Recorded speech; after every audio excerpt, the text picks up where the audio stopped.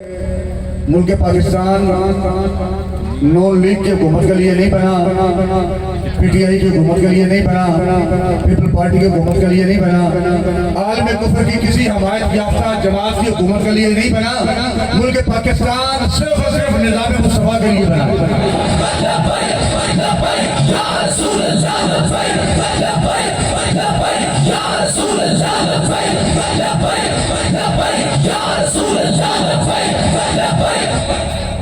ہم نے کلمہ نبی اکرم کا پڑھا ہوا ہے، چونکہ ہم نے کلمہ حضور اکرم کا پڑھا ہوا ہے تو اس لیے ہم حضور کے نظام کو ہی ملک پاکستان میں نافذ کرنا چاہتے ہیں۔ وہ نظام جو پوری صدی سے کہ ہمیں پاکستان سے لے کے اب تک ملک پاکستان میں رائج ہے، ہم اس نظام کو مسترد کرتے ہیں اور حضور علیہ السلام کے نظام کو تخت پر لانے کے لیے اپنا سب کچھ قربان کرنے کے لیے آتے ہیں۔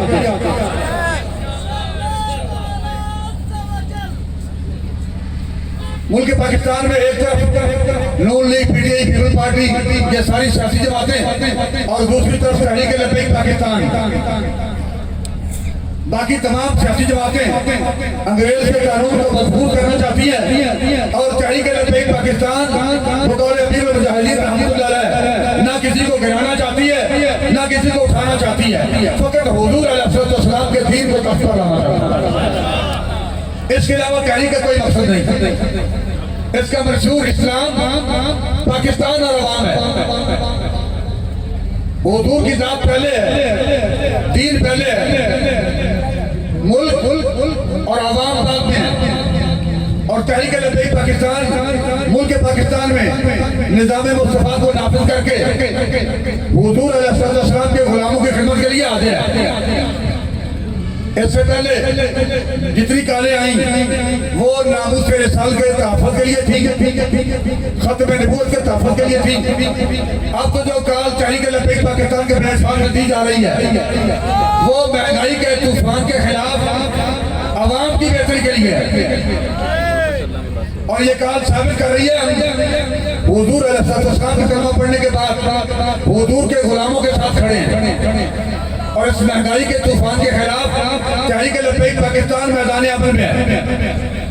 اللہ تعالیٰ اپنے حبیب علیہ السلام کے قدموں کی خیرات ملک پاکستان کی تقدیر کو بدلنے کے لیے تحریک لبیک پاکستان کو کامیابی اور کامیابی سے ہمراہ فرمائے۔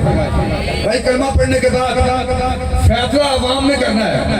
ایک طرف یہ ساری عالم کفر کی حمایت یافتہ سیاسی پارٹیاں اور دوسری طرف تحریک لبیک پاکستان، کلمہ پڑھنے کے بعد آپ نے فیصلہ کرنا ہے کہ آپ کا ووٹ نظام کفر کی حمایت کے لیے ہے کہ حضور کے دین کے لیے ہے۔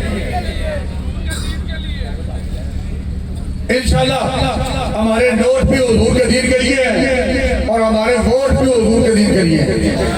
اللہ تعالیٰ ہم سب کا امین ناصر ہو، ہمیں دین کے ساتھ اور حضور صلی اللہ علیہ وسلم کے ساتھ وفا کرنے کی توفیق عطا فرمائے۔ الصلوۃ والسلام علیکم یا رسول اللہ۔